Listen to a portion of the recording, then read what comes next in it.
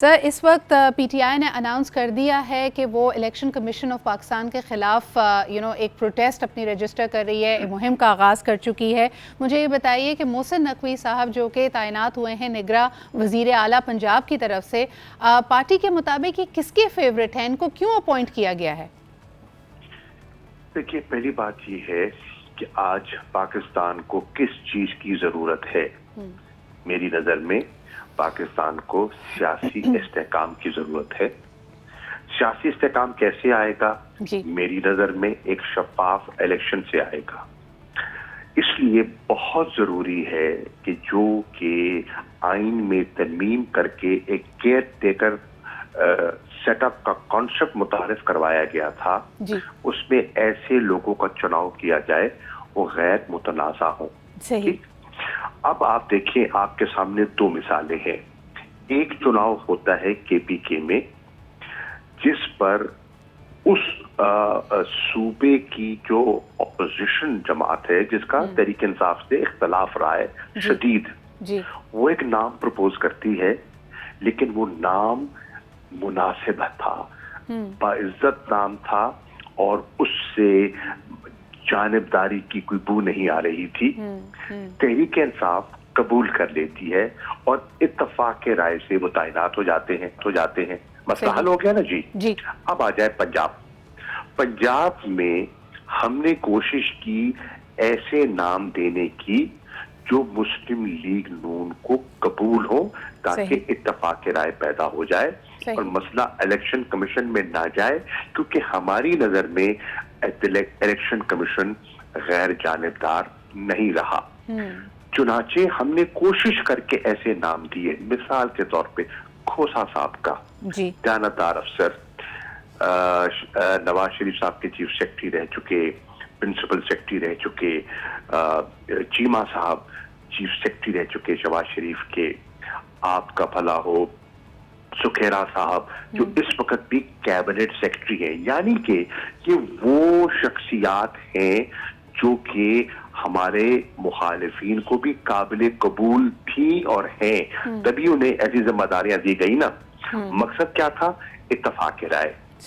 چنا کس کو گیا؟ متنازع شخصیت کو۔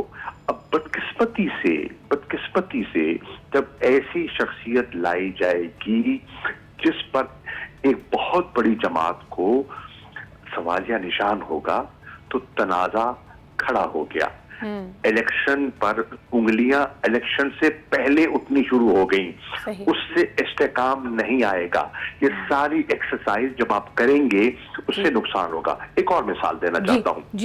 ابھی سی سی پی او لاہور سنا جا رہا ہے، تعینات کیا جا رہا ہے اس شخص کو جس نے 25 مئی تحریک انصاف پر تشدد کیا۔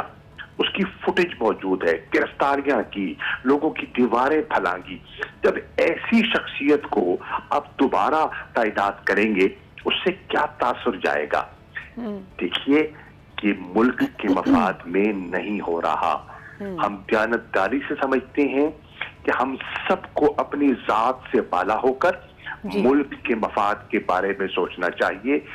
میری نظر میں یہ جو اقدام اٹھایا گیا ہے، اس سے استحکام نہیں آئے گا۔ قریشی صاحب، آپ سمجھتے ہیں یہ حکمت عملی جب ووٹ آف کانفیڈنس پرویز الہی صاحب لینے میں کامیاب ہو گئے اس کے بعد شاید ہوا ہے؟ کیونکہ ذرائع یہ کہتے تھے کہ بہت زیادہ ہلچل تھی پی ایم ایل این کے کوارٹرز میں، نواز شریف صاحب بہت برہم ہوئے، ان کو یہ ریزلٹس بہت زیادہ چبھے، ان کو صحیح نہیں لگے، مریم نواز صاحبہ کی بھی واپسی متوقع ہے، تو آپ سمجھتے ہیں it's part of the larger strategy taken by P M L N?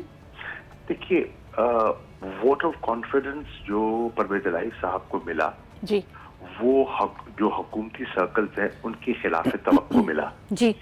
ان کے خیال میں پرویز الہی صاحب 186 کا فگر شاید حاصل نہ کر سکتے، لیکن اس کے برعکس 186 لوگوں نے ان پر اعتماد کیا اور وہ ایوان کا اعتماد حاصل کرنے میں کامیاب ہو گئے۔ یہ خلاف توقع ہوا۔ پی ڈی ایم کی توقعات اس کے برعکس تھی، کیونکہ انہوں نے جو رابطے کیے ہوئے تھے، جو لوگوں سے ان کی جو میل ملاپ تھا، گفتگو تھی، جو آفرز تھی، وہ بڑے پورے اعتماد تھے، لیکن ایسا نہیں ہوا۔ اس کے بعد یہ آپ نے دیکھا कि तहलील हुई असेंबली, गालिबन वो तहलील भी नहीं चाहते थे। जी। हमने तहलील क्यों की? इलेक्शंस के लिए। किस किस्म के इलेक्शंस? शफाफ इलेक्शंस। इलेक्शंस अगर होते हैं और वो उनकी शफाफियत पर निशान, देखिए अब कराची में इलेक्शन हुए जी, बल्दियात के इलेक्शन हुए, इलेक्शन तो हो गया, लेकिन आप देखें कि उसके बाद क्या हो रहा है।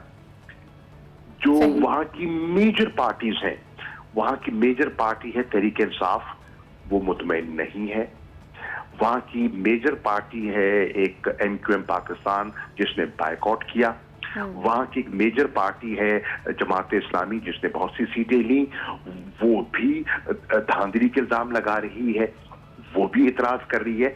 तो अगर ऐसे इलेक्शन होने हैं उससे कराची को क्या फायदा होगा?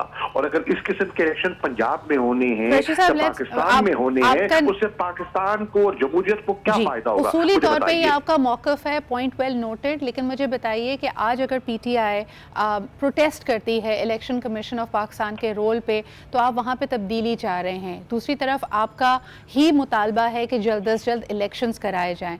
अगर तब्दीलियाँ आती हैं, इंतज़ामी तब्दीलियाँ आती हैं इलेक्शन कमीशन ऑफ पाकिस्तान में, उसकी न्यूट्रलिटी को लेके जो आपके तहफ़्फ़ुज़ात हैं उनको दूर किया जाता है, अगर इसकी वजह से इलेक्शंस में डिले आया तो फिर? देखिए बात ये है, इलेक्शन कमीशन पर एतराज हम आज नहीं कर रहे जी। इलेक्शन कमीशन पर एतराज हम काफी अरसे से कर रहे हैं। इलेक्शन कमीशन ने यके बाद दीगर जो कहते हैं ना कि कंट्रोवर्शियल फैसले दिए हैं, हमने उन फैसलों को अदालतों में चैलेंज किया है। 8-9 फैसले जो इलेक्शन कमीशन ने हमारे खिलाफ दिए, अदालतों ने उनको ओवरटर्न किया। देखिए ना, ये कल की बात नहीं है, ये इस तैनाती से बात शुरू नहीं हुई।